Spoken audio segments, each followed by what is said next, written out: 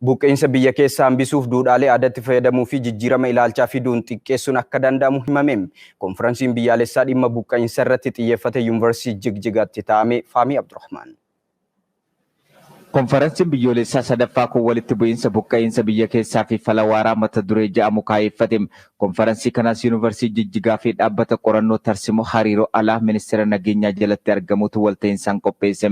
Hayyoota dhaabbilee barnoota olaanoo fi dhaabbileen idil addunyaa dhimmicha ilaallatu qooda fudhatanii waraqaalee qorannoo isaaniis dhiyeessan. Obbo Galchuu Jaarsoo Yuunivarsiitii Bulee Horaarraa nagaa waaraa barbaadu hawaasa Gujii fi Geediyoo mata duree jedhu irratti qorannoo dhiyeessanii mallee aadaa Gondoroo jedhamu dadhabaa dhufuun rakkinicha hammeessuu gadi fageenyaan qaacceessan. Kana deebisanii jabeessuun fala hegeree tahuu qorannoo isaaniin falmu. Obbo Muluqan Kaasaawwan immoo waraqaa qorannoo isaaniin federaalizimii sabummaa kaa'eeffate buqqeensa biyya keessaaf ka'umsamoo furmaata mata duree jedhu irratti dimokiraasii jabaan utubame maloota aadaa walitti bu'iinsa ittiin furan dagaagsinaan ka'umsa ta'urra furmaatatti cehaa jechuun dubbatu. Yoo Godee of Gujii wal ijjeessan jechuudha. Akkuma san Gujii fi Gujiinis yoo wal ijjeessanii Gondoroon adeemsifamu malee Gondoroo jechuun cubbuu irraa dhiquu jechuudha. Irraa qulqulleessuu jechuudha. Dhiiga nama jigeessa irraa qulqulleessuu jechuudha. Yookiin ammoo sanyii gula deema waan ta'eef rakkisaa waan ta'eef isa kana waliin qaban ture. Isa kana Gujii fi Geedoo qofatti waliin qaba. Saboota biraa wajjin hin qaban.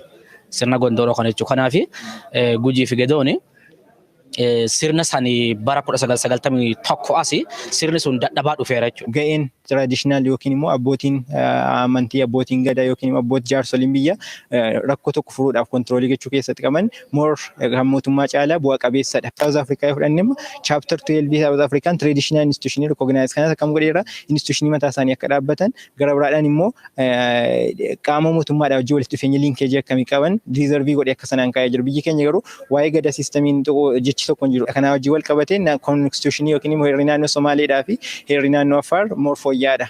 Council of Elders warreen yookiin immoo recognizing godha. Garuu kan Oromiyaa sana recognizing godha. Obbo Daani'el Mokkonni Yuunivarsiitii Walqixxeerraa walitti bu'iinsa faayidaa fi sodaa nageenyaa keessaa wayitaawaa Itoophiyaa mata duree jedhuun miidiyaaleen hawaasaa rakkinicha hammeessuu himu. በተለያዩ አካባቢዎች ላየናቸው መፈናቀሎች ለተለያዩ አካባቢ ላየናቸው ግጭቶች ፌስቡክ በቀጥታ ባይሆንም በተዘዋዋሪ iddoo garaagaraatti buqqaatii fi walitti bu'iinsa uume keessatti kallattiinis ta'uu baatu miidiyaan hawaasaa haalota adda addaan dhimmi kun akka hammaatuuf gahee olaanaa baheera. Dhimmoota haala salphaan furamuu danda'an ho'isuun walitti bu'iinsa hammeessaa jira. Kanaafis daangaa seeraatti tolchuu fi itti gaafatamummaan barreessuun lammiilee fi biyyaafis gaarii ta'uus ibsum. ሕግና ስርዓት ሊበጅለት ይገባል። Seerri bahuu fi qaba miidiyaa hawaasaa kanaaf. Kanarraa kanas immoo nuti akka fayyadamaa miidiyaa kanaatti wantoota barreeffamanii gadhiifaman hundaafuu of eeggannoon ilaaluu fi itti fayyadamuu qabna. Lammii itti gaafatamummaan itti dhaga'amu ta'uu qaba. Hunduu kanarratti hojjetamuu qaba. Hoogganaan biiroo ittisa balaa fi qophaa'ina naannoo Somaalee obbo Muhammad Fataa akka biyyattiitti naannoon isaanii bakka buqqaatonni hedduun itti argaman ta'uu himanii hedduun isaanii daangaarraa buqqa'uu isaaniitiin nagaa fi tasgabbii naannoo Oromiyaa waliin uumameen qeetti deebi'aa jiraachuu ibsum. ሁለቱም ክልሎች አብረው ሆኖ የጸጥታ አካላት አብረው እየሰሩ